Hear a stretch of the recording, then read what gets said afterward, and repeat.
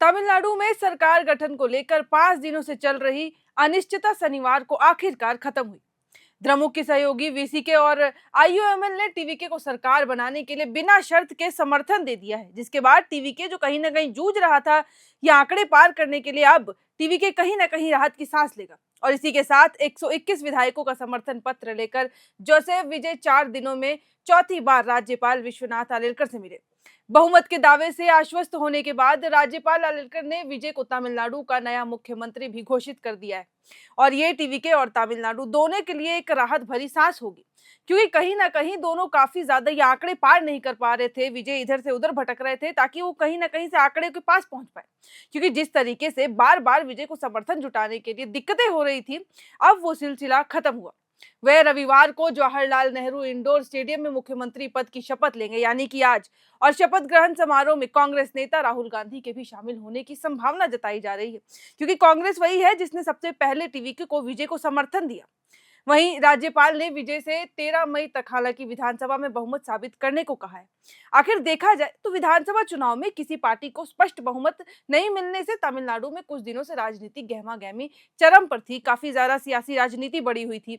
234 सदस्यों वाली विधानसभा में 108 सीटें जीतकर टीवीके सबसे बड़ी पार्टी के रूप में उभर के तो आई, लेकिन वो 118 का जो आंकड़ा है, जो बहुमत है, वो नहीं पार कर पा रही थी, जिसे सरकार बनाने के लिए 10 और विधायकों के समर्थन की आवश्यकता थी, जिसमें सबसे पहले 5 विधायकों वाली कांग्रेस ने समर्थन का ऐलान किया।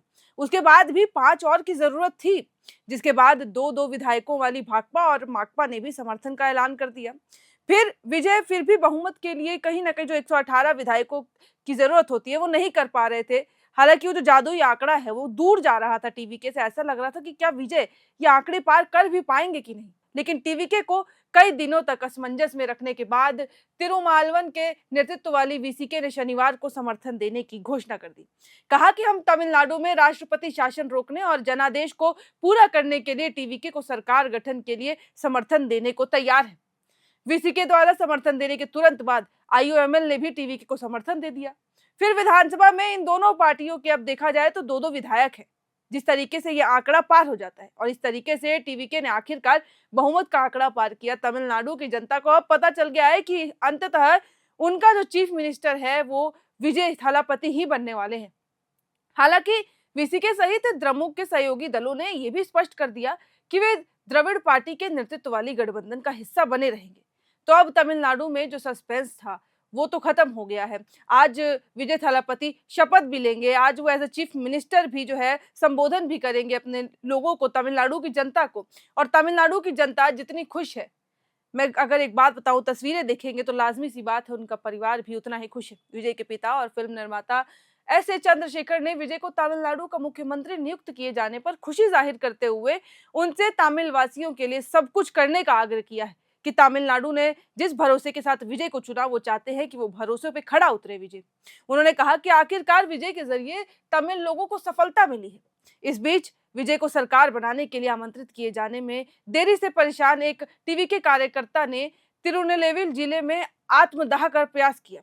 उसे गंभीर हालत में अस्पताल में भर्ती कराया गया है, जो कि टीवीके के लिए खुशी की बात नहीं है।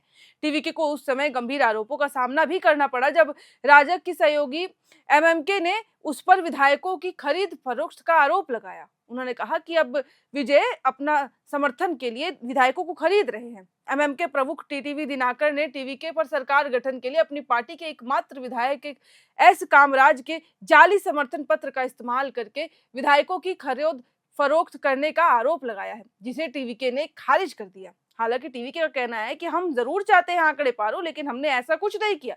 टीवीके को समर्थन देने वाली कांग्रेस के विधायक हैदराबाद चले गए हैं। वहीं अन्ना द्रमुक के विधायक पहले से पुडुचेरी के एक रिजॉर्ट में ठहरे हुए हैं।